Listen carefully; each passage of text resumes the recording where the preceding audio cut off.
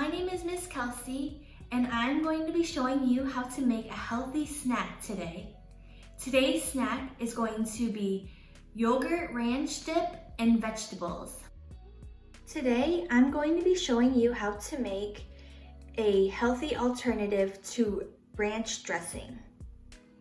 What you will need is 1 cup of plain low-fat Greek yogurt and 1 tablespoon of ranch powder. Before you start mixing together your ingredients, make sure that you wash your hands for at least 20 seconds with warm water and soap. To begin, you will just mix together your Greek yogurt with your ranch powder.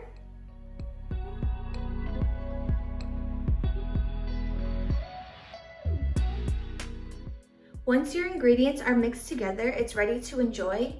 I am pairing this yogurt ranch dip with cucumbers, carrots, cauliflower, and snap peas. But you can choose whatever vegetables you enjoy the most. Thanks for joining along. I hope you enjoy this healthy snack. See you next time.